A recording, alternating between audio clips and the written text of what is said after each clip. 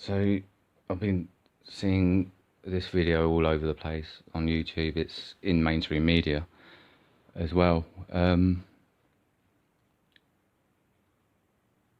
Sickening to watch, absolutely disgusting. I would say that's attempted murder, judging by, you don't do that to someone without, fucking hell, that bloke must have been fucked, basically. Weirdly, it's very strange how it just cuts from that bit. You don't see the aftermath, really. It cuts straight away, which is always a bit, I'm not going to go too far into that, but yeah, it would have been nice to be able to find the original. I've not really tried to look, but I'm just going to play the video and then I'm going to go to a mainstream website because it's got a script basically that gets shared to every single different newspaper. They pretty much are all the same, but I'll just pick out a few things. I think it might be the independent one I'm going to put up, but I'll quickly play the video just in case anyone hasn't seen it, and then go from there.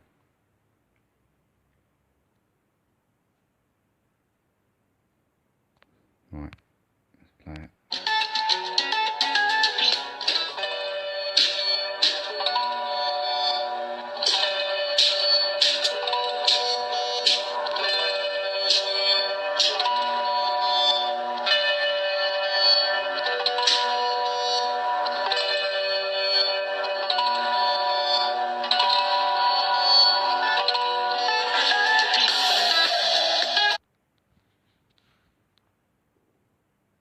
Right, so out of all the scripts, I went with the Evening Standard.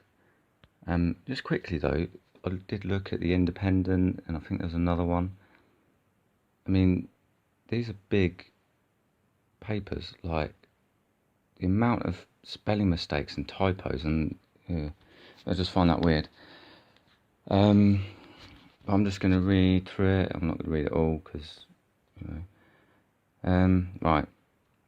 Obviously, the video has only been released recently, but this incident happened on December the 30th, 2018. Then, officers attended, all parties were spoken to.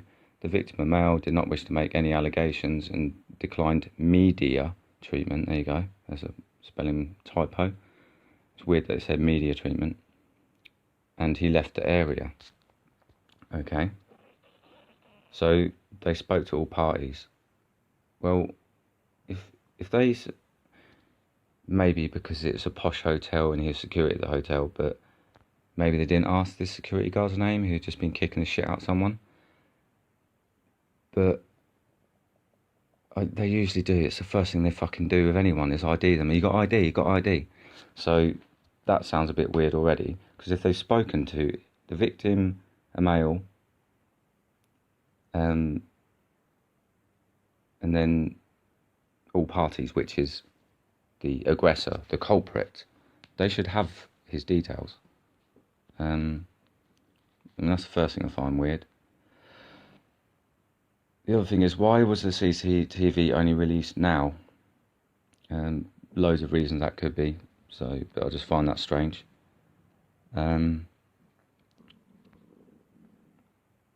Inquiries being reopened to identify the culprit. Well, he's a security guard. It can't be that hard. And even if, because I'm sure they say here, I'm just going to scroll quickly. Blah, blah, blah. See, now they're only saying that they've just seen the CCTV footage. So I don't know why it took that long to be released. There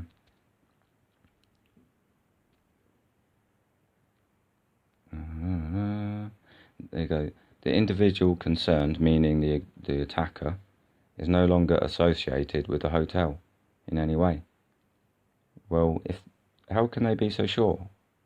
Because if he's definitely not associated with the hotel, then they must know his name to know that this man does not work there anymore or work for them in any way, shape or form.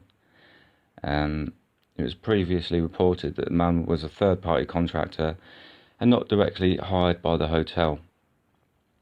So I'm guessing that would be down to the security guard. Oh, fucking hell. Stupid auto-rotate. Where is it? I'm doing it. I've done this video 3 times now. I'm doing it again just because of that. Fuck it. So they're saying that he was a third-party contractor and not hired by the hotel. If that's true, the person to contact about that would be the head of security for the Savoy, wouldn't it? They're asking for information, so I don't want to repeat myself, but if they were all spoken to at the time of the report, they should have got the culprit's name. Just going to get something I found very interesting up in just a quick googly search.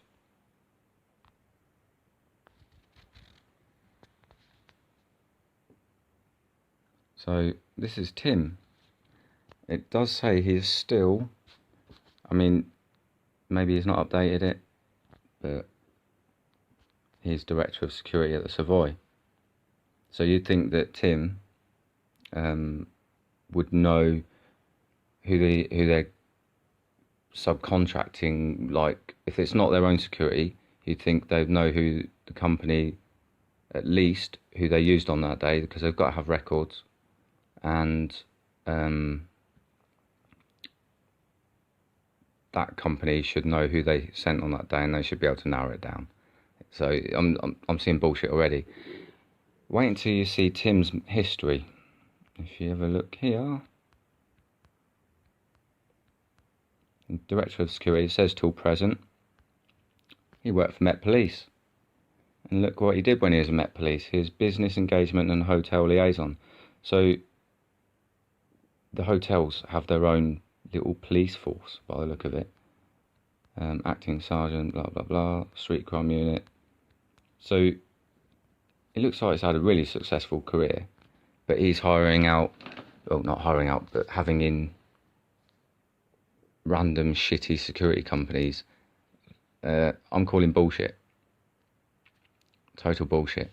I wouldn't think I think they'd have their own security, because as far as I would think so anyway.